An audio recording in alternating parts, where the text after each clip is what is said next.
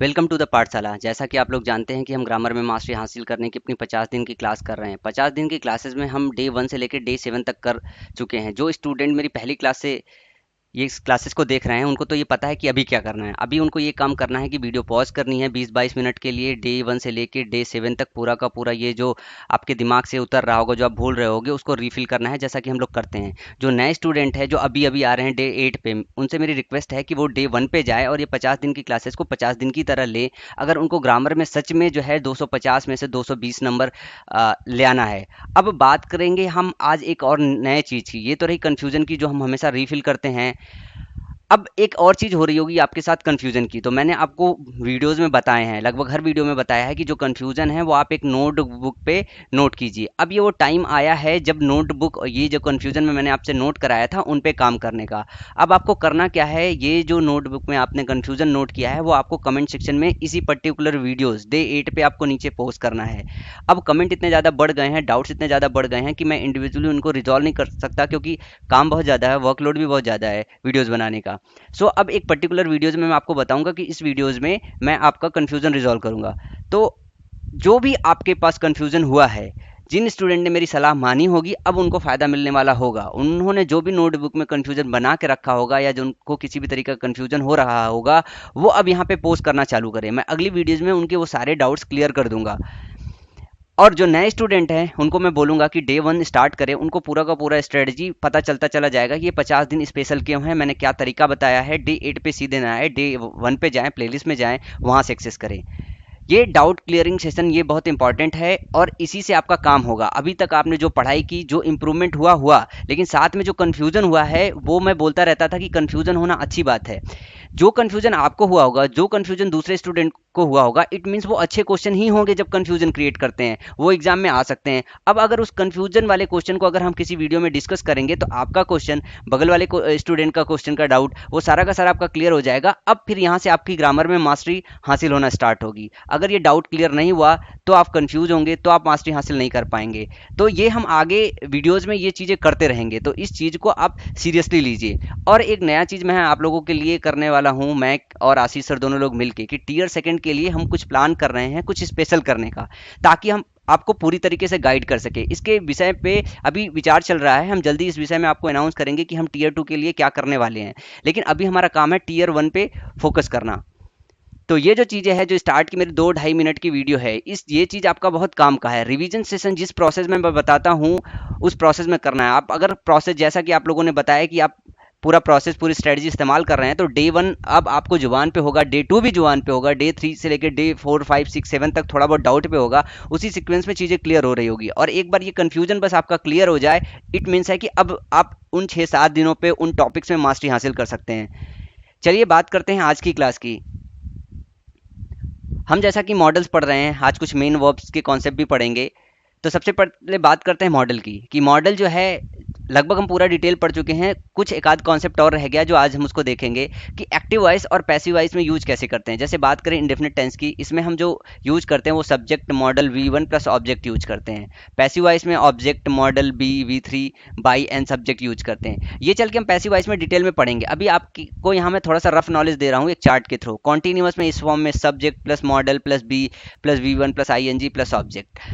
और इसका जो है पैसिव वॉइस नहीं बनता। बात करें परफेक्ट की, बस यहाँ पे ये चीज़ समझने की जरूरत है, क्योंकि इस पे क्वेश्चन बनते हैं। क्वेश्चन बनते क्या, अच्छे खासे क्वेश्चन बनते हैं। तो यहाँ पे ये बस आपको बस देख लेना है कि ये फॉर्मूला है, इस पे कुछ खास नहीं आता है, क्वेश्चन बनता है। इस पे बहुत डाउट क्रिएट होता है परफेक्ट वाले पार्ट पे, कि subject plus modal plus have plus V3 plus object. और परफेक्ट कॉन्टिन्यूअस की बात करें तो ये फॉर्मूला ऐसा होता है, subject plus modal plus have plus been plus V1 plus ING plus object plus for plus since plus time. और इसका पैसिव वॉइस नहीं बनता। तो पैसिव वॉइस में इसकी डिटेल में बात करेंगे, इसकी भी डिटेल में बात करेंगे। लेकिन यहाँ जो परफेक्ट टेंस है, परफेक्ट टेंस में जब हम कुड हैव और शुड हैव या सेल हैव, इस तरीके की कोई चीज़ जब इस्तेमाल करते हैं, क्या उसमें इस्तेमाल करना चाहिए, क्या नहीं करना चाहिए, उनकी मीनिंग क्या निकलती है, उस पर कई सारे के क्वेश्चन बनते हैं। तो आज हम सिर्फ इसी चीज़ की बात करेंगे, परफेक्ट को लेके। परफेक्ट टेंस में जब हम मॉडल को यूज करते हैं तो हम इसको किस तरीके से यूज करें, क्या किस तरीके का क्वेश्चन बनता है। तो चलिए एक करके इस परफेक्ट टेंस पे होने वाले कंफ्यूजन को, बनने वाले क्वेश्चन को देखते हैं। ये कुछ क्वेश्चन जो है एग्जाम में आए हुए हैं, जैसे पढ़िए इनको। ही रिटर्न द पर्स दो he could keep it very easily. अब इस सेंटेंस को देखने में आपको एरर पता चल रहा है? बिल्कुल पता नहीं चल रहा होगा। दूसरा क्वेश्चन है when you were young you ought to learn good habits. इसे देखिए, क्या आपको एरर पता चल रहा है? It is very cold air I should bring my woollen clothes. क्या इसे देख के पता चल रहा है कि इसमें एरर है कुछ भी? तो इसमें देख के एरर बिल्कुल नहीं पता चलता है। ये जो एरर है ये एग्जैक्टली वही है कि मॉडल प्लस परफेक्ट टेंस का जब इस्तेमाल होता है तब उसकी जो मीनिंग निकलती है उनमें थोड़ा सा कन्फ्यूजन बना रहता है। तो चलिए पहले रूल्स को समझते हैं कि परफेक्ट टेंस में मॉडल की मीनिंग क्या लगती है, फिर इसी क्वेश्चन को दोबारा सॉल्व करते हैं, बेटर वे से आपको समझ में आएगा। बात करें कि परफेक्ट टेंस में जब हम कुड हैव या शुड हैव ये इस्तेमाल करते हैं, could have, should have, need not have, तो जब फॉर्मूला होता है कि model plus have plus verb का थर्ड फॉर्म, जैसे कि I could score good marks and I could have score good marks, ये दो तरीके के सेंटेंसेज हैं। या फिर you should work hard, you should have work hard. इसमें बस थोड़ा सा डिफरेंस होता है, जब भी आप सिंपल मॉडल प्लस वी1 इस्तेमाल करो या फिर जो है आपका मॉडल हो गया प्लस हैव प्लस वर्ब की थर्ड फॉर्म इस्तेमाल करो। जब आप ये इस्तेमाल करते हो और ये इस्तेमाल करते हो, इसका क्या होता है, इसकी जो मीनिंग होती है वो पॉजिटिव टोन में होती है, या जो कह रहा होता है वो सीधे सीधे इसकी मीनिंग होती है। जैसे I could score good marks, मैं अच्छा स्कोर कर सकता था। यू शुड वर्क हार्ड, मैं अच्छा काम कर सकता था। लेकिन जो सेकंड वाले सेंटेंस है आई could have score good marks, you should have worked hard, इसका मतलब यह है कि ये निगेटिव मीनिंग रखता है। क्या रखता है? Negative meaning. क्योंकि I could have score good marks, इसका मतलब यह है कि मेरे पास एबिलिटी थी। I could have score good marks, मेरे पास एबिलिटी थी अच्छा स्कोर करने का, लेकिन मैं नहीं कर सका। इसका मतलब ये होता है। You should have worked hard, तुम अच्छा स्कोर मतलब अच्छा काम कर सकते थे, मेहनती काम कर सकते थे, मेहनत भरा, लेकिन तुम नहीं कर पाए। यहाँ पे ये होती है कि तुम्हारे पास एबिलिटी है लेकिन तुमने किया नहीं, परफॉर्म किया नहीं का सेंस आता है जब भी हम should have, could have, need not have का इस्तेमाल करते हैं। तो ऐसे जो वो क्या कहते हैं कि फॉर्मूले बेस्ड जैसे रहते हैं परफेक्ट टेंस में, model plus have plus V3, तो इनका जब भी मीनिंग निकलता है तो पॉजिटिव सेंस नहीं निकलता है। इसका मतलब ये होता है कि हमारे पास वो एबिलिटी है लेकिन हमने वो किया नहीं। और एक चीज़ और है, ये जो परफेक्ट टेंस मॉडल के साथ यूज किया जाता है, ये कुछ जो है मॉडल पे यूज नहीं किया जाता। जैसे ये विल के साथ नहीं इस्तेमाल किया जाता है, ये वुड के साथ इस्तेमाल नहीं किया जाता है, और ये माइट के साथ इस्तेमाल नहीं किया जाता है। तो कभी भी विल हैव इस्तेमाल नहीं किया जाता है, विल हैव इस्तेमाल नहीं किया जाता है, माइट हैव इस्तेमाल नहीं किया जाता है। तो ये कुछ पे वर्क नहीं करते हैं, इनसे निगेटिव मीनिंग नहीं बनती है। लेकिन इनको छोड़ के मॉडल जैसे shall, should have, could have, need not have, इनके साथ जो मीनिंग निकलती है वो निकलती है निगेटिव मीनिंग। चलिए अब वो जो क्वेश्चन 3 हमने स्टार्ट में लिए हैं उनको सॉल्व करते हैं और समझते हैं कि कैसे उसमें एरर हुआ और हम पहचान नहीं पाए। जैसे यहाँ पे देखिए, ही रिटर्न द पर्स दो he could keep it very easily. यहाँ पे मीनिंग देखिए कि उसने पर्स रिटर्न कर दिया जबकि वो इसे रख सकता था। क्या? जबकि वो पर्स रख सकता था लेकिन उसने रिटर्न कर दिया। तो जब निगेटिव मीनिंग होती है कि उसके पास एबिलिटी है लेकिन उसने ऐसा किया नहीं है, तो आपको लगाना होता है मॉडल के साथ हैव प्लस वर्ब की थर्ड फॉर्म। तो यहाँ पे लगाना होगा could have kept it, he return the purse दो ही कुड केप्ट इट, वह उसने पर्स रिटर्न कर दिया जबकि वो इसे रख सकता था। इसी तरह दूसरे सेंटेंस में है when you were young you ought to learn good habits, जब तुम बचपन में थे तो तुम अच्छी आदतें सीख सकते थे लेकिन तुमने नहीं सीखा। तो यहाँ पे लगेगा ought to have learned good habits. तो इस तरीके के सेंटेंसेस को आपको समझना पड़ेगा कि किन सेंटेंसेस में निगेटिव मीनिंग निकल रही है, वहां पे आपको जो है model plus have plus verb की थर्ड फॉर्म यूज करना पड़ेगा। नीचे वाले सेंटेंस में, तीसरे वाले में, it is very cold here I should bring my woollen cloth, यहाँ पे बहुत ठंड है मुझे अपने वुलन क्लॉथ ले आना चाहिए लेकिन मैं नहीं लाया। यहाँ पे सेंस ये निकल रहा है कि it is very cold here I should bring my woollen cloth, मुझे ले आना चाहिए था। तो यहाँ पे जो आना चाहिए था, I should have brought my woollen cloth. तो इस तरीके के क्वेश्चन में इस तरीके का जो है डाउट्स क्रिएट होता है। हमें लगता है सेंटेंस सही है, बट ध्यान रखना पड़ेगा आपको कि निगेटिव सेंस बन रहा है कि नहीं बन रहा है। अगर निगेटिव सेंस बन रहा है तो आपको model plus have plus verb की थर्ड फॉर्म यूज करनी पड़ेगी। अब बात करते हैं थोड़ा सा डू, हैव एंड बी। ये आपके एक ऐसे वर्ब हैं जो ये हेल्पिंग वर्ब की तरह भी काम करते हैं और मेन वर्ब की तरह काम करते हैं। जैसे डू, अगर डू की बात करें तो डू में आ गया आपका डू, डज, डिड। इनकी विषय में ज़्यादा डिटेल में इसलिए बात नहीं करेंगे, वर्बली बात कर लेते हैं, क्योंकि बहुत ज़्यादा ऐसा नहीं होता कि कुछ इसमें नयापन है। ये आप सब अभी टेंसेस पढ़ेंगे तो उसमें सब कुछ वही है। डू मेन वर्ब की तरह समझिए कि कब इस्तेमाल होता है, जब करना का सेंस होता है, जब करना का सेंस होता है, कोई हम काम करते हैं तब वहाँ पे do did does main verb की तरह इस्तेमाल होता है। जब हम इंडेफिनिट टेंस में इसको इस्तेमाल करते हैं डू हेल्पिंग वर्ब की तरह, तब वहाँ पे मतलब हेल्पिंग तरह इस्तेमाल होता है कि डू और डज जो है इंडेफिनिट टेंस में और डिड पास्ट इंडेफिनिट टेंस में। हैव का मतलब जब होता है जब हम पोजीशन दिखा रहे होते हैं कि हमारे पास कोई चीज़ है, तब वहाँ पे मेन वर्ब की तरह काम आता है। और जब परफेक्ट टेंस में इस्तेमाल कर रहे होते हैं हैव हैड ये सब चीज़ें हैज, तो ये वहाँ पे हेल्पिंग वर्ब की तरह काम करता है। इसी तरह बी, बी मतलब होना, जब बी होना के सेंस में होता है, जैसे आई एम ए डॉक्टर, मैं डॉक्टर हूं, तो यहाँ पे एम मेन वर्ब की तरह इस्तेमाल हो रहा है। लेकिन अगर I am doing this work, तब एम वहाँ पे हेल्पिंग वर्ब की तरह काम कर रहा है। तो जब भी कॉन्टिन्यूअस टेंस में हम इस्तेमाल करते हैं बी का, तो हेल्पिंग वर्ब की तरह इस्तेमाल होता है। जब मैं हूँ कोई चीज़, आई मैं डॉक्टर, आई मैं इंजीनियर, तो यहाँ पे मेन वर्ब की तरह काम कर रहा है। बस आपको इतना थोड़ा सा जानने की जरूरत है कि हेल्पिंग वर्ब और मेन वर्ब की तरह दोनों की तरह काम कर रहा है। अब चलिए कुछ और चीज़ें सीखते हैं जो बहुत ज़्यादा कन्फ्यूजन क्रिएट करता रहता है हम लोगों को। जैसे अब यहाँ पे देखें तो ये कुछ कंफ्यूजिंग पेयर हैं, जैसे बियर, बियर, बियर की दो मीनिंग होती है। एक बियर का जो है मीनिंग होती है पैदा होना, और एक बियर की मीनिंग होती है सहन करना।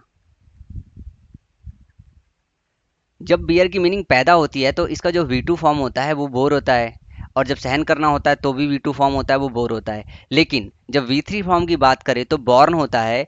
जब हम पैदा होने की बात करें, ये मीनिंग आती है, तो इसका V3 फॉर्म होता है बॉर्न। लेकिन जब बॉर्नी NE जब लास्ट में ई लग जाता है, तब वो होता है सहन करना।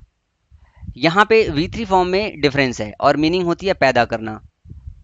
पैदा करना होता है बॉर्न BORN, और BORNE जब लगता है तब वहां पे होता है सहन करना। तो ये स्लाइड डिफरेंस है जो आपको पता होना चाहिए। ये जितना भी कंफ्यूजिंग पेयर मैं अभी आपको पढ़ा रहा हूँ, इन पे बहुत ज़्यादा एग्जाम में क्वेश्चन बनते हैं, तो इनको आप याद जरूर कर लीजिएगा, लिख के रिटेन जरूर कर लीजिएगा। एक होता है फाल, एक होता है फेल। फाल का मतलब होता है जैसे कोई चीज़ फ्रीली गिर रही हो, जैसे कोई चीज़ फ्रीली छोड़ दो और वो गिर जाए, तो वहाँ पे यूज होता है फाल। और फिल का मतलब होता है जैसे कोई पेड़ वगैरह है वो आप गिरा दो, तो वहाँ पे इस्तेमाल होता है फिल।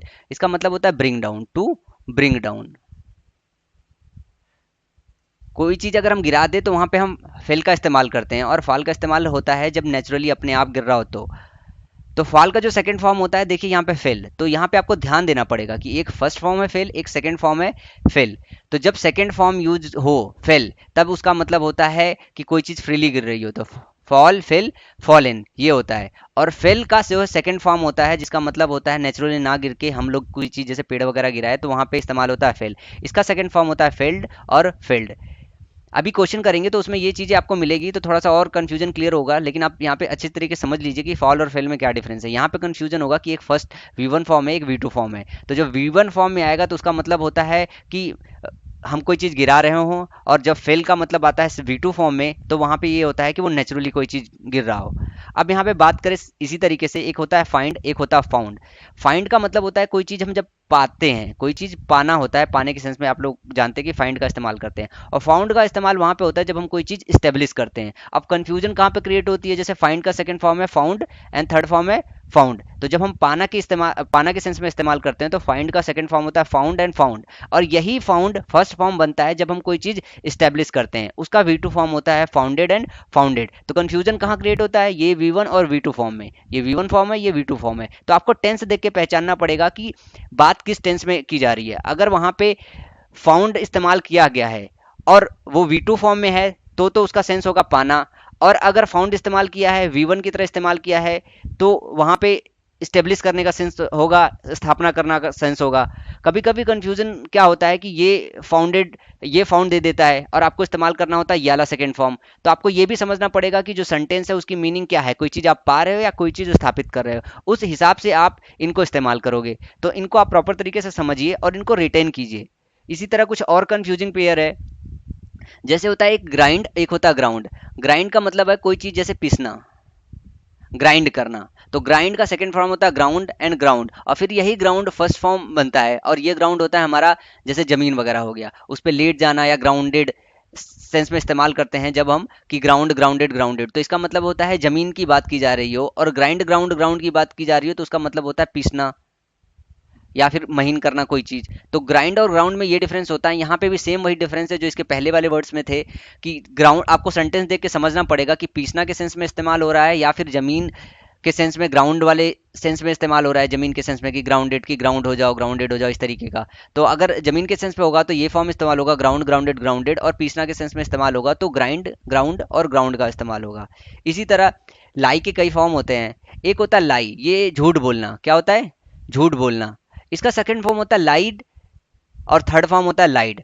एक होता है लाई और फिर इसका होता है ले और लेन। इसका मतलब होता है कि जैसे जमीन वगैरह पे हॉरिजॉन्टल पोजीशन पे आ जाना, तो लाई ले लेन इसका होता है फॉर्म। सेकंड फॉर्म ले होता है, थर्ड फॉर्म लेन होता है। एक ले अलग से ही फॉर्म आता है, जैसे इसका थर्ड फॉर्म किसी का फर्स्ट फॉर्म होता है। इसका मतलब होता है एक जैसे मुर्गी अंडा देती है तो उसको भी हम ले बोलते हैं। और ले लेड लेड होता है, इसका एक मतलब ये होता है कि जब हम कोई चीज सेक्रीफाइस करते हैं, सेक्रीफाइस करते हैं तब भी हम इस्तेमाल करते हैं ले लेड लेड का। इसी तरह कुछ और कंफ्यूजन होता है, एक होता है रेंट और एक होता है रेंट। एक ये रेंट वो होता है जब सुनामी वगैरह आती है तो पूरी की पूरी चीज डिस्ट्रॉय कर देती है, तो डिस्ट्रॉय करने के सेंस में जो है हम रेंट का इस्तेमाल करते हैं, और इसका सेकंड फॉर्म होता है रेंट और रेंट। रेंट रेंट रेंट, और फिर यही रेंट फर्स्ट फॉर्म बनता है। तो रेंट का मतलब वहां पे आता है कि जैसे हम कोई मकान वगैरह, कोई रूम वगैरह अपने रहने के लिए रेंट पे ले रहे होते हैं, या कोई और चीज जो है रेंट पे ले रहे होते हैं, जैसे कहते हैं कि पैसा दिया, कुछ कुछ समय के लिए लिया। तो इसका जो सेकंड और थर्ड फॉर्म होता है वो होता है रेंटेड रेंटेड। तो देख रहे हैं कि कितना जरा जरा सा डिफरेंस है, तो आपको कितना कंफ्यूज करने वाला है। तो इनका मतलब यहाँ पे समझिए, जब सेंटेंस आए वहां पे उसकी मीनिंग के हिसाब से आपको यूज करना है। बस यहाँ आपको पता होना चाहिए कि रेंट का rent rent second third form होता है, और रेंट अपने आप में ही फर्स्ट फॉर्म होता है। जब फर्स्ट फॉर्म होता है तो उसका मतलब होता है कि कोई चीज पैसे के बदले में लेना कुछ समय के लिए। और रेंट का मतलब होता है, जब रेंट रेंट रेंट आता है तो इसका मतलब होता है डिस्ट्रॉय करना, उखाड़ जाना। जैसे सुनामी वगैरह आती है तो पूरा का पूरा रेस रेंट कर जाती है। ठीक है। इसी तरह राइज, राइज के तीन फॉर्म है। एक होता है RISE राइज, जैसे सूरज वगैरह उगता है तो वहां पे राइज का सेंस इस्तेमाल होता है, राइज रोज राइजन, ये सब लोग जानते हो। एक होता है रेज, रेज मतलब होता है जैसे क्वेश्चन वगैरह रेज किया जाता है, कोई चीज उठाना, कोई बात उठाना, तो रेज रेज्ड रेज्ड वहां पे इस्तेमाल किया जाता है। एक होता है रेज, ये रेज का मतलब होता है दुश्मनी। रेज रेज्ड रेज्ड, किसी से अगर हमें थोड़ी सी दुश्मनी हो या फिर रेज हो, वहां पे इस्तेमाल करते हैं RAZE, रेज रेज्ड रेज्ड। तो ये फॉर्म्स आपको कंफर्म होने चाहिए। चलिए कुछ और फॉर्म देखते हैं। सी सा सीन, ये आप सब लोगों को पता है। सी का मतलब होता है देखना, सी सा शीन वहां पे लगता है। एक होता है सीधा सा, शाह मतलब होता है जैसे पेड़ वगैरह को टुकड़ों में काटना। जब हम लकड़ी वगैरह काटते हैं तो वहां पे हम सा इस्तेमाल करते हैं, सा सॉड सॉड। ये इसका सेकंड और थर्ड फॉर्म होता है। तो आपको कंफ्यूजन फिर से यहीं पे इसके V2 फॉर्म में, इसके V1 फॉर्म में होता है, और फिर इसका V1 V2 फॉर्म क्या लें। तो इस चीज को आप यहाँ पे याद रखिए और सेंस याद रखिएगा कि क्या होता है। सी का मतलब होता है देखना, सा का मतलब होता है काटना। हैंड राइटिंग क्लियर ना हो रही हो तो मैं रिपीट कर रहा हूं कि सी का मतलब देखना, सा का मतलब काटना होता है। इसी तरह देखो वाइंड और वाउंड होता है। वाइंड का मतलब क्या होता है? हवा। और इसका जो सेकंड फॉर्म होता है वाइंड वाउंड वाउंड होता है। ठीक है। और एक वाउंड अपने आप में ही जो है वर्ड होता है। वाउंड का मतलब होता है जैसे चोट, चोट खा जाना, चोट। तो वाउंड वाउंडेड वाउंडेड इसका सेकंड एंड थर्ड फॉर्म होता है। और वाइंड का मतलब होता है जो है हवा, वाउंड और वाउंड। और इसका एक और थोड़ा सा सेंस निकलता है, अगर हम किसी चीज को इनरिच कर रहे हो, इनरिच करने का मतलब होता है जैसे कि हम बढ़ा रहे हो, तो भी वहां पे वाइंड वाउंड वाउंड का इस्तेमाल होता है। एक और वर्ड आता है फ्लाई, और एक होता है फ्लो। फ्लाई का मतलब होता है जैसे पक्षी वगैरह हवा में उड़ते हैं। ठीक है। और एक फ्लो का मतलब होता है जब पानी वगैरह नहीं होती है, पानी वगैरह में हम तैर के फ्लो करके आगे निकलते हैं, तो फ्लो का इस्तेमाल वहां होता है। फ्लाई फ्लू फ्लोन, ये हवा में जैसे पक्षी वगैरह उड़ रहे होते हैं तो वहां पे हम इस्तेमाल करते हैं। और जब पानी वगैरह की बात की जाए, जल में अगर कोई चीज तैर वगैरह के आगे चल रहा हो करके, तो फिर हम वहां पे फ्लो का इस्तेमाल करते हैं। फ्लो फ्लोड फ्लोड, जैसे कोई चीज पानी में तैर रही है तो फ्लो फ्लो फ्लोड। और फ्लाई फ्लू फ्लोन होता है जब हवा की बात कर रहे हो, एयर की बात कर रहे हो। तो ये कुछ इंपॉर्टेंट कंफ्यूजन पेयर रहे जिनको आपको अपने दिमाग में स्टोर रखना पड़ेगा। ये आपको बुक्स में भी मिल जाएगा, नीतू मैम की बुक में। यहाँ पे मैंने आपको एक्सप्लेन कर दिया है ताकि आपको चीजें बिल्कुल से अच्छे से याद हो जाए, समझ में आ जाए। अब चलिए क्वेश्चन करते हैं। जो अभी तक मैंने सारे वर्ब बेसिक पे रूल बताए, मॉडल्स पे रूल बताए हैं, और जो ये मैं अभी आपको कंफ्यूजिंग पेयर्स बताया हूँ इन पे। और इन पे क्वेश्चन अच्छे खासे करते हैं ताकि आपको ये चीज़ें और बेहतर तरीके से क्लियर हो जाए और आपको ये पता चले कि एग्जाम के क्वेश्चन कैसे रहते हैं और आपको टैकल कैसे करना है। तो चलिए एक एक करके देखते हैं उसको। चलिए तो प्रैक्टिस करते हैं। ये कुछ क्वेश्चन है, इन क्वेश्चन में है क्या। अब जैसे हम करते क्या है कि किसी सेंटेंस में अगर हमें एरर फाइंड आउट करना हो तो हम सेंटेंस पढ़ते हैं, सेंटेंस की मीनिंग निकालते हैं और फिर उसको करेक्ट करने की कोशिश करते हैं। एक और तरीका होता है जो मुझे पता है, कीवर्ड के थ्रू सेंटेंस को करेक्ट करना। जितने भी हम लोगों ने रूल्स पढ़े उसमें कुछ ना कुछ वर्ड रहते हैं, कुछ कीवर्ड्स रहते हैं कि ये रूल है, इसके सराउंडिंग में ऐसा होता है। जैसे वर्ब पढ़े, कंफ्यूजिंग पेयर है, तो हमने ये देखा अच्छा ये वाला वर्ब आया है तो ये वर्ब कंफ्यूज करता है, तो क्या उसका यूज सही से किया गया है, या फिर कोई और एक्सेप्शन आया तो एक्सेप्शन अगर हमने पढ़ रखा है तो अच्छा ये एक्सेप्शन इस तरीके से डील होता है। तो ये कुछ और तरीके होते हैं जो आप अपना के सेंटेंस को 100% करेक्ट कर सकते हो। तो कीवर्ड अगर आपको पकड़ना आता है तो आप अच्छे से करेक्ट कर लोगे। जैसा कि मैं आपको रिवीजन वाली चीज़ सिखा रहा हूँ कि आपको 24 घंटे चीज़ें कैसे याद रखें। अगर 24 घंटे चीज़ें याद रहेगी तभी आप ये चीज़ अप्लाई कर लोगे। जैसे मुझे हमेशा चीज़ें याद रहती थी मैं जितना पढ़ता था, क्योंकि मैं रिवीजन इतना करता था कि मुझसे भूलता ही नहीं था, मैं भूलने देता भी नहीं था। यही काम आपको करना है, रिवीजन करना है और वर्ड को भूलने नहीं देना है। अगर आपने मेरे हिसाब से चीज़ें पढ़ी होगी तो अभी जो मैंने लास्ट 2 लेक्चर में पढ़ाया है आपको, वो आपको याद होगा। अगर याद होगा तो इसमें आप सेंटेंस देखोगे और मेरे से पहले आप करेक्ट कर लोगे। तो वीडियो को पॉज कर लो और पॉज करके अपने से करेक्ट करो, और फिर अगर मैं फिर सॉल्व कर रहा हूँ उसके बाद देखो कि आप क्या करेक्ट कर पा रहे हो क्या नहीं, कि जो गलतियां मैं बता रहा हूँ सेम वही आप भी फाइंड आउट कर रहे हैं या फिर कोई और आप जो है पार्ट फाइंड आउट कर रहे हैं। मैं ए पार्ट फाइंड आउट कर रहा हूँ, आप दूसरे पार्ट में गलती निकाल रहे हो। तो चलिए देखते हैं question number first. I was so inquisitive that he rose many question in the class. जैसे ही यहाँ पे रोज आया मुझे याद आया कि अच्छा मैंने ये पढ़ा था, एक होता है राइज, एक होता है रेज्ड। दो चीज पढ़ी थी, एक का मतलब पढ़ा था हमने उगना होता है, दूसरे का मतलब होता है क्वेश्चन उठाना। अब यहाँ पे फिर से पलट के सेंटेंस एक बार दोबारा पढ़ा। He was so inquisitive that he rose many question in the class. Inquisitive का जिसको मतलब ना पता हो मैं बता देता हूँ, इसका मतलब होता है जिज्ञासु, जिज्ञासा होना। ही वॉज सो इंक्विजिटिव, उसे जिज्ञासा बहुत थी इसलिए उसने बहुत सारे क्वेश्चन क्लास में उठाए। तो यहाँ पे क्वेश्चन उठाने से रिलेटेड है। और रोज देखिए फॉर्म गलत है क्योंकि रेज का फॉर्म होता है रेज्ड रेज्ड रेज्ड, राइज रोज राइजन, उगना के सेंस में फॉर्म आता है। तो यहाँ पे बी पार्ट में इरर है। अगर आपने वो वर्ड्स पढ़े सही से तो यहाँ पे देखिए जैसे ही आप यहाँ पे वर्ड देखोगे वैसे ही समझ में आएगा अच्छा यहाँ पे गलती हो सकती है। यहाँ पे तो करेक्ट फॉर्म हम कर रहे हैं लेकिन एग्जाम में आपको सिर्फ गलती निकालनी होती है, सेंटेंस को देख के करेक्ट नहीं करना होता है।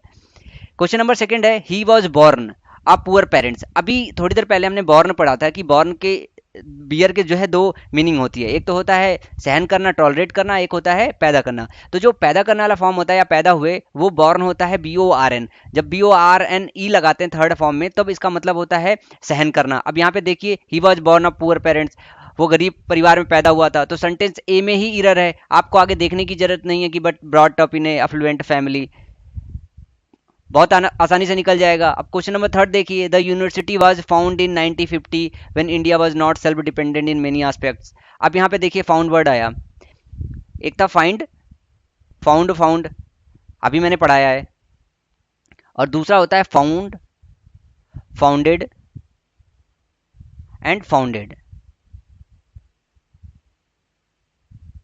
तो फाइंड का मतलब होता है पाना और फाउंड का मतलब होता है स्टेब्लिश करना। द यूनिवर्सिटी वाज फाइंड, पाया नहीं गया था, यूनिवर्सिटी क्या होती है स्थापित की गई थी 1950 में। अब यहाँ पे देखना है कि जो फाउंड है ये क्या यहाँ पे फर्स्ट फॉर्म यूज करना है, क्योंकि फाउंड फर्स्ट फॉर्म में सेम रहता है। आपका जो है ये सेकंड फॉर्म चल रहा है, ये मतलब पास्ट फॉर्म चल रहा है। यहाँ पे आपको यूज क्या करना है, second form. He was founded, क्या he sorry the university was founded, तो यहाँ पे आपको फाउंडेड यूज करना है, सेकंड फॉर्म यूज करना है, इसलिए यहाँ पे फाउंड का फाउंडेड होगा। ये फाइंड का सेकंड फॉर्म यहाँ पे रखा गया है आपको कंफ्यूज करने के लिए। तो आपको कंफ्यूज नहीं होना है, कीवर्ड्स पे ध्यान देना है। अब एक चीज और यहाँ पे क्वेश्चन नंबर फोर्थ में, आई कंप्लेंट अगेंस्ट हिम। कंप्लेन को लेके मैंने बताया था कि कंप्लेन और कंप्लेंट होता है। जो कंप्लेंट होता है वो नाउन होता है और कंप्लेन जो होता है वो वर्ब होता है, और कंप्लेन कंप्लेंट कंप्लेंट होता है वर्ब का, उसका सेकंड एंड थर्ड फॉर्म। यहाँ पे देखिए कंप्लेंट यूज किया गया है। अब देखिए कि यहाँ पे आपको नाउन चाहिए या verb.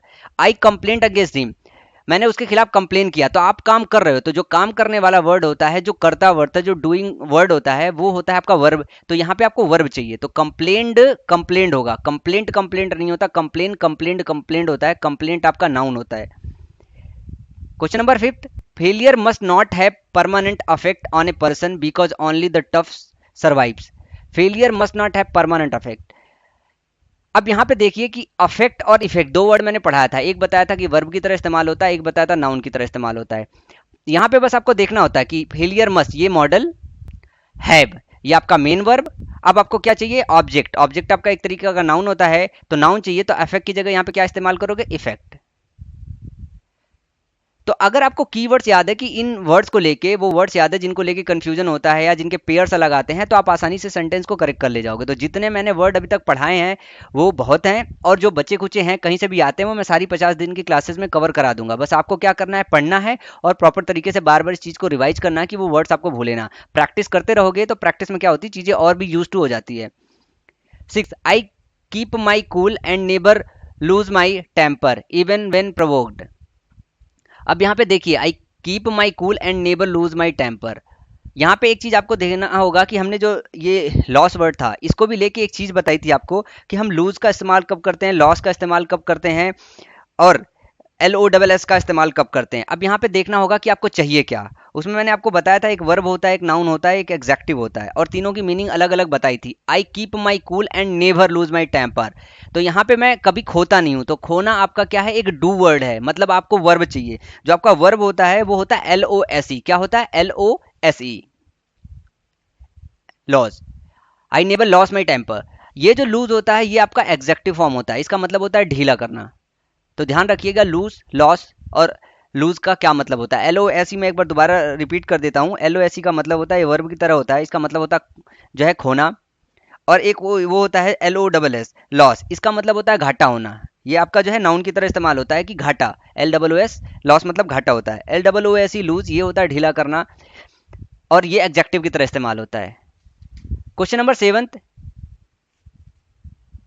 He lied on the grass for hours enjoy the cool breeze. अब यहाँ पे अभी मैंने थोड़ी देर पहले आपको लाई के 3 फॉर्म बताए थे। यहाँ पे जो है कि लेटना है, तो लाई, ले, लेन होता है। तो यहाँ पे सेकंड फॉर्म होगा क्या? लेड नहीं होगा, ये होगा lay. He lay on the grass for hours enjoy the cool breeze. Question number 8 है, during the rainy season many rivers overflew their banks and caused great difficulty. यहाँ पे जो है आपको कीवर्ड समझ में नहीं आया होगा, ध्यान से देखिए। फ्लू एक वर्ड है, इस फ्लू का क्या मतलब होता है? जैसे बर्ड वगैरह कोई आकाश में उड़ रही होती है तो आकाश में उड़ने के सेंस में फ्लू, फ्लो, फ्लोन इस्तेमाल होता है। अब फ्लो आपका एक अलग वर्ड होता है जो वाटर के लिए इस्तेमाल होता है कि वाटर इज फ्लोइंग। तो यहाँ पे इसका सेकंड फॉर्म होता है फ्लोड एंड फ्लोड। तो यहाँ पे आपको चाहिए क्या? बात रिवर्स की जा रही है, तो यहाँ पे फ्लू नहीं, फ्लो चाहिए। फ्लो का सेकंड फॉर्म होता है फ्लोड एंड फ्लोड, ये पास्ट टेंस में है तो फ्लोड चाहिए आपको। तो many rivers overflowed their banks and cause great difficulty, तो यहाँ बी पार्ट में ही रह रहा है। Question number 9, he lay his luggage aside and lay down to rest for a while. अब यहाँ पे आपको फिर से ले को लेके डाउट हो रहा होगा कि क्या इस्तेमाल करें, एक होता है ले, दूसरा होता है ले। अब यहाँ पे दोनों समझिए, ही ले हिज लगेज, उसने अपना लगेज रखा बगल में, and lay down to rest for a mile, और जमीन पे लेट गया कुछ समय के लिए। तो दो तरीके का है, दोनों जमीन से, ग्राउंड से ही रिलेटेड है। तो मैं एक चीज लास्ट जब ले को बता रहा था वहां पे बताना भूल गया कि जो ले का मतलब होता है, ले, इसका मतलब होता है जो है जैसे मुर्गी अंडा देती है तो वहां पे हम इस ले का इस्तेमाल करते हैं। सेक्रीफाइस किया जाता है तो वहां पे ले का इस्तेमाल करते हैं। इसका सेकंड फॉर्म होता है लेड और लेड। और किसी चीज को अगर हम सिर्फ ऐसे रख दे जमीन पे तब भी हम ले का इस्तेमाल करते हैं। तो यहाँ पे वही है, he lay his luggage aside and lay down to rest for a while. अब यहाँ पे आपको ये देखना है कि सेंटेंस आपका कौन से टेंस में है। सेंटेंस अगर आपका प्रेजेंट टेंस में है तो ले सही है, अगर प्रेजेंट टेंस में नहीं है तो आपको सेकंड फॉर्म इस्तेमाल करना होगा। तो क्या होगा? लेड। यहाँ पे ही लेड, क्योंकि तो आगे आप सेंटेंस देखेंगे, he laid his luggage aside and lay down to rest. ये वाला जो ले है हॉरिजॉन्टल पोजीशन में जब आप लेट कर रहे हो, मतलब लेट रहे हो वहां पे आराम कर रहे हो, तो ये ले ऑलरेडी सेकंड फॉर्म है किसका? यह है लाई, लाई, ले और लेन। इसका मतलब होता है हॉरिजॉन्टल पोजीशन पे लेट जाना, या हॉरिजॉन्टल पोजीशन की बात की जा रही होगी। तो लाई, ले, लेन, तो यहाँ पे सेकंड फॉर्म है, तो यहाँ पे भी आपको फर्स्ट फॉर्म रखना होगा, सॉरी सेकंड फॉर्म रखना होगा, क्योंकि पास्ट सेंटेंस स्टार्ट होता है पास्ट में ही जाता है। तो he laid his luggage aside and lay down to rest for a while. Confuse मत होइएगा, मैं दोबारा से ले को रिपीट कर रहा हूँ क्योंकि इसमें थोड़ा सा कंफ्यूजन बना रहता है। देखो, ले होता है जो अगर फर्स्ट फॉर्म में इस्तेमाल हो ले, तो उसका मतलब होता है मुर्गी का अंडा देना, कोई चीज़ सेक्रीफाइस करना, या फिर हम डायरेक्टली अगर किसी सामान को नीचे ज़मीन पे रखते हैं तो भी हम वहाँ पे ले का इस्तेमाल करते हैं। और अगर हॉरिजॉन्टल पोजीशन पे लेट रहे हो तब अगर हम ले का इस्तेमाल करें तो वो ले सेकंड फॉर्म होता है, उसका फर्स्ट फॉर्म होता है लाई। तो ये चीज़ में कंफ्यूज मत होइएगा। चलिए अब नेक्स्ट सेंटेंस देखते हैं। Sentence number 10, when calamity fail the village, they faced it bravely. जब कैलामिटी आई जो है गांव पे, तो उन्होंने बहादुरी के साथ इसे फेस किया। यहाँ पे एक चीज आपको नया मिलेगा, क्वेश्चन नंबर 10 आप इसको नोट कीजिएगा। एक होता है फेल, फेल मतलब होता है गिरना। एक वर्ड होता है befall, befall. Befall का मतलब होता है जैसे कि कोई अचानक से कोई दुर्घटना आ जाए, जैसे कैलामिटी वगैरह आ गई, तो इसके लिए हम वर्ड बी फेल का इस्तेमाल करते हैं, फेल का नहीं। फेल और फॉल मैं दोनों आपको एक्सप्लेन कर सकूँ। फेल का मतलब हो गया जैसे पेड़ वगैरह आप गिरा रहे हो, मतलब मैन मेड कोई चीज़ हो, और फॉल का मतलब ये होता है जो फ्रीली कोई चीज़ कर रही है। यहाँ पे फेल का इस्तेमाल नहीं होगा, यहाँ पे इस्तेमाल होगा बी फेल का। तो ये आपके लिए नया चीज़ है कि जब कैलामिटी वगैरह आती है तब वहाँ पे जो है वर्ड इस्तेमाल होते हैं बी फेल। अचानक किसी चीज़ का आ जाना, किसी दुर्घटना का आ जाना, वहाँ पे बी फेल इस्तेमाल करते हैं। क्वेश्चन नंबर है 11th, the assassin was convicted and ordered to be hung. अब यहाँ पे देखिए कि हंग सही होगा। जब भी कोई कन्विक्ट होता है, जब फांसी पे लटकाया जाता है, तो उसके लिए हम हैंग का इस्तेमाल करते हैं, HANG, तो HANG, हैंग्ड का इस्तेमाल होगा। The assassin was convicted and order to be hanged. ये अक्सर करके क्वेश्चन ये पूछा जाता है, मैं ऑलरेडी एक बार अभी एक्सप्लेन कर चुका हूँ इसके पहले वाले लेक्चर में, फिर से यहाँ पे है तो प्रैक्टिस में आपके आ जाएगी।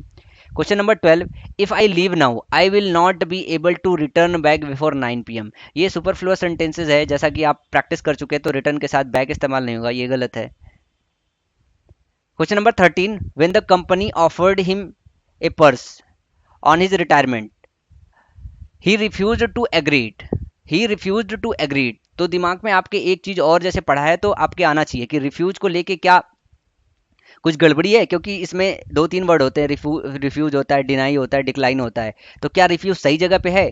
तो रिफ्यूज वो कंफ्यूजिंग पेयर है, तो आपको चेक करना पड़ेगा। When the company offered him a purse on his retirement he refuse. Refuse का मतलब होता है अस्वीकार करना, और सेंटेंस में यहाँ भी मतलब आ रहा है कि कंपनी ने कुछ ऑफर किया और उसने अस्वीकार कर दिया। जब कोई आरोप लगाया जाता है तो डिक्लाइन करते हैं, रिफ्यूट करते हैं, लेकिन अगर कोई चीज़ दिया जा रहा हो तो हम उसको अस्वीकार कर सकते हैं, तो रिफ्यूज सही है। अब गलती कहाँ पे है? गलती यहाँ पे देखिए, refuse to agree it. Agree मतलब क्या होता है? सहमत होना। रिफ्यूज टू एक्सेप्ट इट होगा, क्या होगा? एक्सेप्ट इट, कोई चीज एक्सेप्ट करना। तो यहां एग्री की जगह क्या इस्तेमाल होगा? Accepted. Question number 14, the timid creature was driven into narrow lane where it was sleeved by the kidnapper. ये भी क्वेश्चन आपके लिए नया है, क्योंकि यहाँ आपको नया वर्ड मिलने वाला है जो स्लीव है। स्लीव का मतलब एक तरीके से हत्या करना होता है। तो स्लीव का जो सेकंड फॉर्म होता है वो होता है स्लीव स्लेन एंड स्लेन। इसका थर्ड फॉर्म यहाँ पर इट वाज स्लेन। तो ध्यान रखिएगा कि स्लीव का जो फॉर्म होता है सेकंड, वो स्लेन स्लेन होता है, कभी भी स्लीव्ड नहीं होता है। अब बात करते हैं अगले क्वेश्चन की। Question number 15, being implicated in a murder case he was conclusively suspected for all the unsolved murder case. Being implicated in a murder case he was conclusively suspected for a murder case. अब यहाँ पे एक चीज आपको ये समझना है कि कंक्लूसिवली का मतलब क्या होता है, क्योंकि यहाँ पे मतलब ये क्वेश्चन नंबर जो 15 है ये एक तरीके से आपके लिए नया है और समझना है, बहुत ध्यान से समझ लीजिएगा कि कंक्लूसिवली का मतलब क्या होता है कि कोई चीज इंड करना। जैसे कोई डिबेट होता है या फिर कोई क्वेश्चन होता है, कोई डाउट रेज हो रहा होता है, तो उसका जो अंत करना होता है उसके लिए इस्तेमाल होता है कंक्लूसिवली। और यहाँ पे सस्पेक्ट है, तो कोई चीज, कोई डाउट का आप अंत कर रहे हो और सस्पेक्ट भी कर रहे हो, तो दोनों कॉन्ट्राडिक्टरी कर रहे हैं कि कंक्लूसिवली और सस्पेक्ट एक साथ नहीं आ सकते। तो यहाँ पे ये एरर है, ये आपके लिए नया होगा। तो यहाँ पे आप सही से समझिए कि कंक्लूसिवली यहाँ पे मतलब हटाना पड़ेगा आपको, क्योंकि ये कॉन्ट्राडिक्ट कर रहा है सेंटेंस को। Being implicated in A murder case he was conclusively suspected. तो कंक्लूसिवली ये आपको सस्पेक्टेड, इसको जो है मॉडिफाई नहीं कर रहा है, क्योंकि इसका मतलब ये है सस्पेक्ट को मतलब मॉडिफाई करने के लिए ये एडवर्ब की तरह इस्तेमाल किया गया है। यहाँ पे एडवर्ब का चैप्टर अभी हम लोगों ने नहीं पढ़ा है अपनी स्पेशल क्लासेस में, इसको हम पढ़ेंगे, लेकिन आप यहाँ पे ये समझिए कि एडवर्ब काम क्या करता है, आपको वर्ब को क्वालिफाई करता है। तो क्वालिफाई जो वर्ब करना चाहिए वो सही से करना चाहिए। यहाँ पे आप संदेह कर रहे हो, और कंक्लूसिवली का मतलब होता है, सेंस वहां पे इस्तेमाल किया जाता है एडवर्ब की तरह, जब चीज को हमको कंफर्म करना हो कि कोई चीज इंड हो रही है, कोई डिबेट वगैरह अगर इंड हो रही हो, कोई बहस इंड हो रही हो, कोई डाउट हमारा खत्म हो रहा है, तो कंक्लूसिवली वहां पे हम उसको मॉडिफाई करने के लिए लेते हैं। और सस्पेक्ट और कंक्लूसिवली दोनों एक तरीके से कॉन्ट्राडिक्टरी है, तो इनका एक साथ में इस्तेमाल नहीं होगा। क्वेश्चन नंबर 16, माई ब्रदर, ये आप नोट कर लीजिएगा इंपॉर्टेंट समझ करके, क्योंकि ये नया आइडिया है। इस तरीके से प्रैक्टिस सेशन में कुछ चीजें आपको नहीं मिलती रहेगी जिसको आपको नोट डाउन करना पड़ेगा। 16 देखते हैं अब। माई brother thinks that somebody must have dared him steel the scooter. My brother thinks that somebody must have dared him steel the scooter. Need और डेयर को लेके मैंने एक चीज बताई थी आपको कि जब ये प्रेजेंट टेंस में इस्तेमाल होते हैं तो वर्ब के पहले टू का इस्तेमाल करना पड़ता है, मतलब हम इन्फिनिटिव फॉर्म इस्तेमाल करते हैं। तो यहाँ डेयर्ड के बाद देखो कहीं पे टू नहीं आया, डेयर्ड हिम टू स्टील होना चाहिए था। क्या होना चाहिए था? Dared him to steal. My brother thinks that somebody must have dared him to steal the scooter. ये चीज आपको देखना पड़ेगा कि अगर डेयर और नीड जो है आपके अगर प्रेजेंट टेंस में इस्तेमाल किए गए हैं तो वर्ब क्या टू के साथ आया है क्या नहीं आया। अगर निगेटिव सेंटेंस में आया है तो देखिए टू लगा दिया गया, तो टू आपको हटाना पड़ेगा, और अगर प्रेजेंट टेंस में है तो टू नहीं लगा है तो आपको लगाना पड़ेगा। क्वेश्चन नंबर 17 देखते हैं। When I was young I can run faster than Mohan. When I was young I can run faster than Mohan. एक मैंने लास्ट वाले लेक्चर में एक चीज आपको बताई थी कि अगर सेंटेंस पास से स्टार्ट हो तो पूरा सेंटेंस पास में रखते हैं। यहाँ पे देखिए when I was young, was आपका पास हो कर रहा है, आई कैन, कैन की जगह क्या होगा? कुड। तो ये चीज ध्यान रखिएगा कि सेंटेंस अगर पास्ट से स्टार्ट हो तो पास्ट में ही चलती है। Question number 18, Harish needs not come here as it is getting dark. Harish needs not come here as it is getting dark. Need और डेयर को लेके और एक चीज मैं बता दूं, शायद लास्ट लेक्चर में अगर छूट गया हो, क्लियर ना हुआ हो, तो अगर नीड और डेयर मॉडल की तरह अगर इस्तेमाल होते हैं तो जैसे सारे मॉडल्स के एस या ई एस फॉर्म नहीं बनाए जाते हैं तो इनके भी नहीं बनाए जाएंगे। जैसे नीड नॉट आपको पता है कि आपका मॉडल की तरह इस्तेमाल होता है। यहाँ पे देखिए हरीश नीड नॉट कम, कम आपका मेन वर्ब है। क्या है? कम आपका मेन वर्ब है। मेन वर्ब के लिए हेल्पिंग वर्ब आया है तो नीड यहाँ पे क्या है? आपका मॉडल की तरह इस्तेमाल होता है। नीड मतलब जब जरूरत होती है तब वहां पे मेन वर्ब की तरह काम होता है। यहाँ पे उसका जरूरत का मतलब नहीं है। Harish need not come hair, यहाँ पे कम का जो है मेन वर्ब का ये सपोर्टिंग है, तो यहाँ पे मॉडल की तरह काम कर रहा है, तो यहाँ पे एस इसका फॉर्म नहीं आना चाहिए, ध्यान रखिएगा। 19, he dare not to go there. यहाँ पे देखिए डेयर नॉट का इस्तेमाल किया गया है। अभी मैंने बताया कि अगर निगेटिव फॉर्म में आएगा तो टू पहले वर्ब के नहीं लगाते, तो यहाँ पे टू एक्स्ट्रा लगा है। He dare not go there, ये सही करेक्ट फॉर्म होगा, टू नहीं लगेगा। मैं फिर से रिपीट कर रहा हूँ कि नीड और डेयर अगर प्रेजेंट टेंस में हो तो उसके साथ टू वर्ब के साथ लगाते हैं, और अगर निगेटिव सेंटेंस में हो तो हम टू नहीं लगाते हैं। Question number 20, I use to play hockey when I was of 10 years. जैसा मैंने बताया था कि यूज टू हमेशा जो है या यूजेस टू हमेशा पास्ट फॉर्म पास्ट हैबिट को बताते हैं। तो यहाँ पे जो यूज टू लिया गया है, यहाँ पे यूज टू गलत फॉर्म है, यहाँ पे इसको लिखना पड़ेगा आई यूज टू, क्योंकि ये पास्ट हैबिट को बताता है तो फर्स्ट फॉर्म में ही रहता है। I use to play hockey when I was of 10 years. Question number 21, a soldier could fight for his country and save his country's honour. अब यहाँ पे देखिए कुड फाइट, यहाँ पे फाइट करना चाहिए, या तो आप इसको मोरल ऑब्लिगेशन की तरह ले सकते हो या फिर आप इसको कंपलसरी चीज ले सकते हो कि कह सकते हो कि नहीं लड़ना ही लड़ना चाहिए। तो यहाँ पे आप एक फोर्स दे रहे हो, कंपल्सन लगा रहे हो, तो कंपल्सन के लिए यहाँ तो आप ऑट टू लगाओ या तो आप मस्ट। कुड यहाँ पे इस्तेमाल नहीं होगा। ये सोल्जर मस्ट फाइट या फिर ऑट टू, दोनों सही है। बस फर्क इतना ऑट टू और मस्ट में होता है कि मस्ट थोड़ा ज्यादा इंटेंसिटी रखता है और ऑट टू उससे थोड़ा कम। मस्ट का मतलब ये हो गया कि फाइट करनी करनी चाहिए, और अगर ऑट टू लगाते हो तो इसका ये मतलब होता है कि कर्तव्य है, कि एक सोल्जर को देश की सेवा और ऑनर के लिए लड़ाई करनी चाहिए। Question number 22, I would rather die then beg. मैं मरना पसंद करूंगा भीख मांगने से। अब यहाँ पे गलती क्या है? आई वुड रेदर डाई, मैंने बताया था वुड रेदर जब आता है तब क्या सीन होता है, और यहाँ पे सिर्फ गलती क्या है? देन, यहाँ पे कौन सा है? एक होता है देन THEN, एक होता है देन। देन जो इस्तेमाल होता है वो कंपैरिजन के लिए इस्तेमाल होता है। यहाँ मरना और भीख मांगना का कंपैरिजन हो रहा है। देन का इस्तेमाल होता है THEN का तब के सेंस में। तो I would rather die then beg, THAN लगेगा, THEN नहीं लगेगा। तो अभी तक आप क्वेश्चन देख रहे हो, जितना मैंने आपको चीजें एक्सप्लेन की है 90% के आसपास उसी पे है, 10% इधर उधर आएगा। ये आपको जो है हर एक्सरसाइज में मिलता रहेगा, तो वो चीजें आपको नोट डाउन करनी है ताकि आप 100% परफेक्शन हासिल करो। चलिए कुछ और क्वेश्चन देखते हैं प्रैक्टिस के लिए। Run fast लेस्ट you will miss the train. आपको याद होगा लेस्ट को लेके मैंने एक चीज बताई थी आपको कि लेस्ट के बाद शुड आता है और ये निगेटिव मीनिंग रखता है। यहाँ पे विल का इस्तेमाल किया है। याद रखिएगा हमेशा जब भी लेस्ट आए तो उसके बाद आप शुड लगाएंगे और ये समझेंगे कि वो नेगेटिव मीनिंग रख रहा है। Run fast lest you should miss the train, तेज दौड़ो अदरवाइज तुम ट्रेन मिस कर दोगे। तो यहाँ पे विल इस्तेमाल नहीं होगा। तो लेस कर लेके ये चीज़ याद रखो, अक्सर करके एग्जाम में पूछता है। नेक्स्ट क्वेश्चन है he hoped that he will pass the exam with flying colours. एक तो पहले जान लीजिए कि flying colour with flying colour आपका जो है ईडियम है, इसका मतलब होता है डिस्टिंक्शन के साथ, अच्छे मार्क्स के साथ।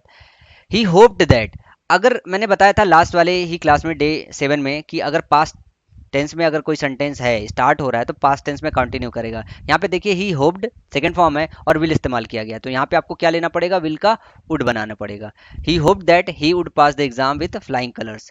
क्वेश्चन नंबर 25 है you need to work hard but you need not to waste time on unimportant lessons.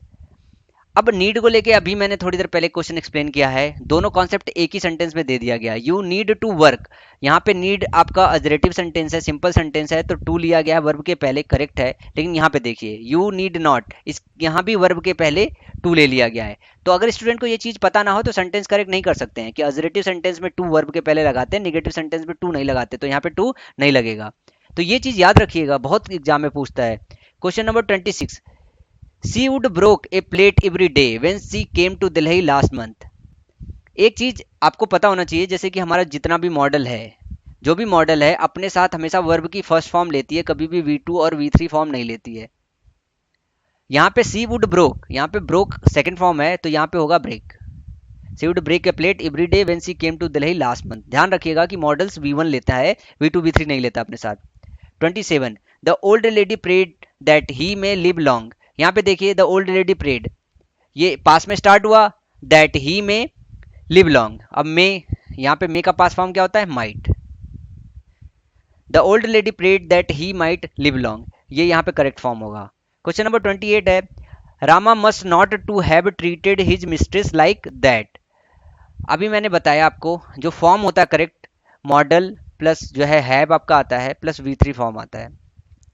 Not लगाना हो तो आप मॉडल के बाद नॉट प्लस हैव लगाते हो, लेकिन बीच में टू कभी नहीं आता है, और यहाँ पे वही इस्तेमाल किया गया है, रामा मस्ट नॉट टू, तो यहाँ पे टू एक्स्ट्रा आ गया है, टू नहीं यहाँ पे होना चाहिए।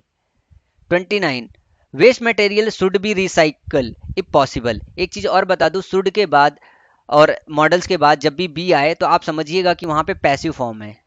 क्या है, पैसिव फॉर्म है, तो वहां पे आप क्या लगाएंगे, थर्ड फॉर्म V3 फॉर्म लगाएंगे, किसी भी ईडी फॉर्म, और कभी कभी ईडी फॉर्म नहीं होता है, अलग तरीके से अगर वर्ब का थर्ड फॉर्म बन रहा होता है तो आप वो इस्तेमाल करेंगे। पर याद रखिए कि मॉडल के पास बी जब आता है तो वो ज़्यादातर केसेस में क्या होता है, पैसिव वॉइस में ही होता है। Waste material should be recycled होगा यहाँ पे इफ पॉसिबल। ये जब हम एक्टिव पैसिव वॉइस पढ़ेंगे तब वहाँ पे इसको और डिटेल में पढ़ेंगे। अभी आप जान लीजिए कि मतलब अगर बी आए मॉडल के साथ तो हम V3 फॉर्म इस्तेमाल करते हैं। Question number 30, the government can not be able to.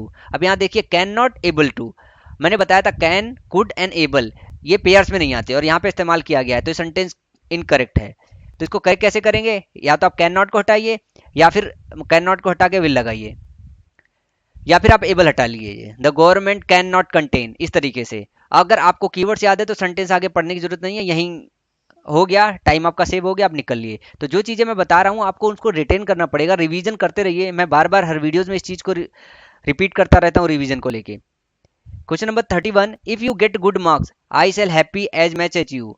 If you get good marks I shall happy as much as you. एक चीज़ मैं और बता दूं, जब भी मॉडल इस्तेमाल होता है, जब भी मॉडल इस्तेमाल होता है तो मॉडल हेल्पिंग वर्ब की तरह इस्तेमाल होता है, इसके बाद आपका मेन वर्ब आता है, मेन वर्ब आता है। तो इस जगह पे आपको मेन वर्ब यूज करना होता है। जैसे यहाँ पे if you good get good marks I shall, यहाँ पे मेन वर्ब बी का इस्तेमाल करना पड़ेगा। बी का मतलब होता है होना, I shall be happy as much as you, तो यहाँ पे बी आपको मेन वर्ब की तरह इस्तेमाल करना पड़ेगा। मॉडल के साथ हमेशा रखिए, याद रखिएगा कि इसके बाद हमेशा मेन वर्ब आता है, आई सेल बी हैप्पी। कुछ क्वेश्चन अभी इस पे और मिलेंगे इसी एक्सरसाइज में, आपकी प्रैक्टिस और उससे अच्छी हो जाएगी और समझ में भी आ जाएगा कि बी क्यों ले रहे हैं। Question number 31, the police think that he may be there yesterday at the scene of crime. The police think that he may be there yesterday. अब स्टरडे एक चीज आप याद ना हो, आपको ना पता हो, जैसे मैं आगे चल के इस चीज को बताऊंगा, टेंस वगैरह पढ़ा रहा हूँ तब, स्टरडे हमेशा पास्ट सीन को बताता रहता है। तो जब पास्ट सिचुएशन की बातचीत चल रही है तो आप मे की बजाय क्या यूज कीजिए यहाँ पे, might. The police think that he might be there yesterday at the scene of crime. यहाँ पे लिखा हुआ है he may live long, actually ये बोला जाता है may he live long. His sad mother prayed, उसकी उम्र लंबी हो या लंबी उम्र तक जिए, उसकी माँ ने प्रार्थना किया। ये फ्रेज इस तरह होता है, मे ही लिव लॉन्ग, ध्यान रखिएगा। 36, we ought to honest in our dealing, we ought to honest in our dealing. अब इसमें गड़बड़ी क्या है, वी ऑट टू हमारा जो है मॉडल हो गया, इसके बाद आपको ढूंढना है कि हमारा मेन वर्ब किधर है। यहाँ पे मेन वर्ब मिसिंग है, ऑनेस्ट तो आपका नाउन हो गया। यहाँ पे हमें ईमानदार होना चाहिए, तो ईमानदार होना चाहिए जो होना वर्ड है वो आपका जो है डूइंग वर्ड होता है, वो मेन वर्ब होता है। तो होना के लिए यहाँ पे बी लगाओगे, जैसे कि अभी इसके पहले लगाया है, we are to be honest in our dealing. यहाँ पे ये पैसिव वॉइस नहीं है, क्या है, पैसिव वॉइस नहीं है। वी ऑट टू बी, ये बी आपका करना के सेंस में आ रहा है, मतलब होना के सेंस में आ रहा है। 38, are you used to get up early, are you use to get up early.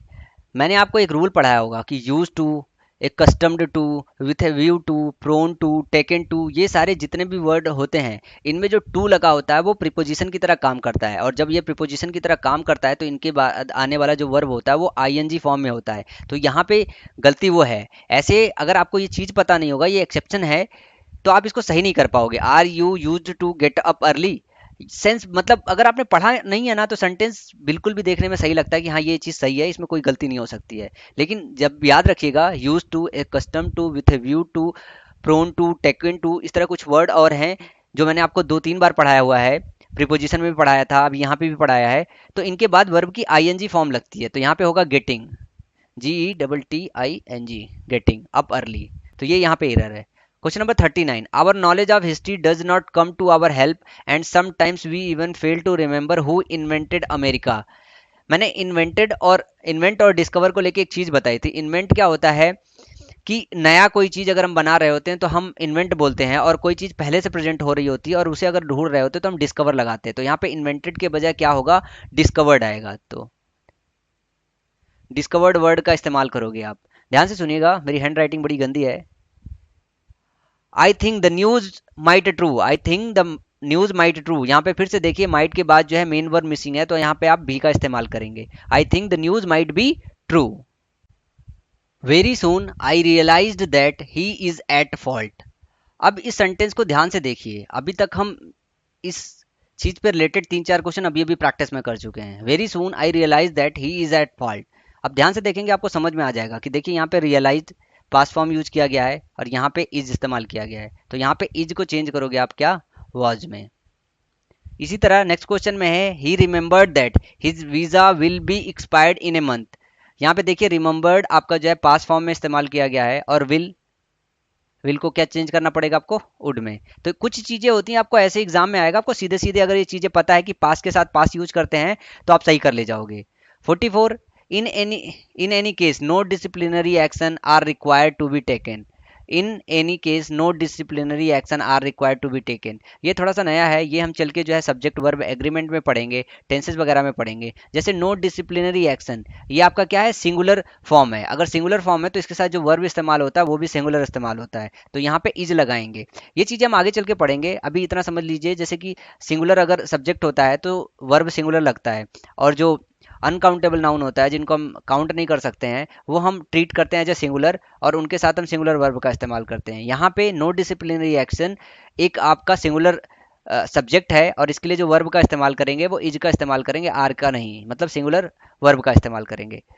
46, owing to the heavy rains the ship drowned in the middle of the ocean. मैंने सिंक और ड्रोन को लेके आपको बताया था कि ड्रोन का मतलब होता है जैसे कोई व्यक्ति वगैरह, कोई सजीव आदमी जो है जिनके अंदर जान है वो डूब रहा होता है तो ड्रोन कहते हैं। अदरवाइज अगर कोई निर्जीव चीज़ है जैसे जहाज वगैरह है वो होता है तो सिंक कहते हैं। तो यहाँ पे सिंक होगा, क्या होगा, ड्रोन की जगह सिंक का इस्तेमाल होगा। If your jogging clothes were not made of permeable fabric you will drone in your sweet. If your jogging clothes were not made of permeable fabric you will drone in your sweet, sorry sweet मतलब पसीना होता है।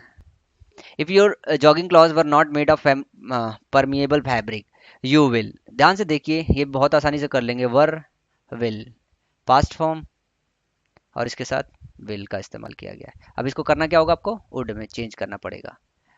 तो ये कुछ चीज़ें रही। अगर आपको और इन सब चीज़ों को लेके कुछ डाउट है डे 1 से लेके आज डे 8 तक, तो आज के ही लेक्चर में आप नीचे कमेंट सेक्शन में कमेंट कीजिए, सर ये पर्टिकुलर चीज़ मुझे नहीं समझ में आई या ये कन्फ्यूज़न हो रहा है। तो डे 9 में मैं स्टार्टिंग के 10-15 मिनट जो है, या फिर अगर ज़्यादा डाउट्स नहीं रहे, क्योंकि 7-8 क्वेश्चन वैसे ही रेज हो चुके हैं जिन पे स्टूडेंट्स ने बोला है कि मुझे प्रॉब्लम्स है, तो मैं चाहता हूँ कि वो दोबारा इस वीडियो के नीचे कमेंट सेक्शन में लिख के बताएं कि हाँ सर ये डाउट्स है, मेरा क्लियर नहीं हुआ है। तो मैं अगले लेक्चर में, अगले डे में वो पूरा का पूरा जो है आपको क्लियर करने की कोशिश करूंगा, एक एक चीज़। सो अभी के लिए इतना ही, नेक्स्ट लेक्चर में फिर मिलेंगे, तब तक के लिए थैंक यू, बाय बाय।